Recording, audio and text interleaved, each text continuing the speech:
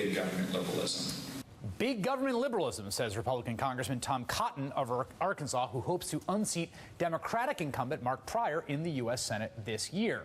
But in his state, unlike most other southern states, Medicaid was expanded under a tailor-made privatized version of the program called the private option.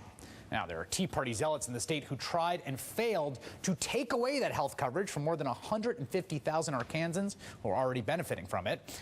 But perhaps Congressman Cotton is realizing it is deeply politically dangerous to be one of those folks, to tell people he is going to take away their health care as he travels the state running for Senate.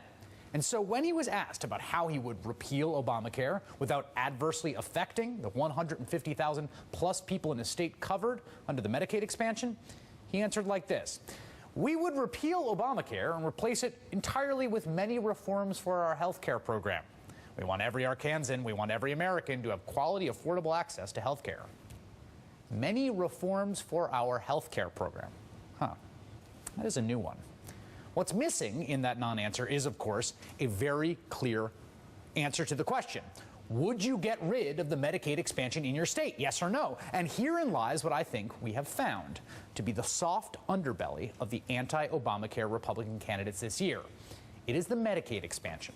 With a hat tip to the Washington Post's Greg Sargent, who noted a few more non-answers, including Terry Lynn Land of Michigan, who's running against Democratic Congressman Gary Peters for Senate, and says she wants to repeal Obamacare, of course, but when asked about Medicaid expansion, well, another word salad in the form of a statement from her campaign, quote, "Terry believes health care should be affordable and accessible to all Americans, and we as a society have a moral obligation to help those who are not as fortunate and their children."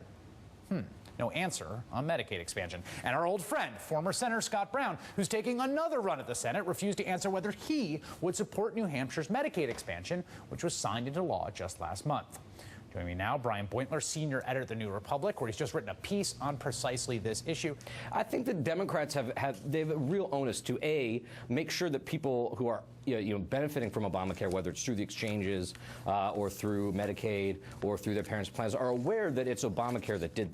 They also need to be very clear about what Republicans have proposed for the last 3 years. They proposed repealing Obamacare, and when asked about replacements, they have not actually wanted to create a health care guarantee for everybody. Right. They want to kind of create a sort of separate insurance ghetto for people with pre-existing conditions and then not fund it. And then for people who are healthy, as long as you sign up for insurance within the first 2 months of the passage of the law and keep your insurance and keep paying your premium, and even if you lose your job, then you can have insurance, but only then. That to me is the political key here for Democrats, if they're interested in pressing the advantage, is to be aggressive and press the advantage on exactly this. Are you going very pointed? Are you going to kick people off their coverage? Are you going to kick people off the Medicaid expansion? Will you stand in the way of the Medicaid expansion? Those are real, actual, fair questions to ask one's opponent in debates, for the press to ask those candidates, and I hope we get some clearer answers as the campaign continues. Brian Beutler from The New Republic, thank you.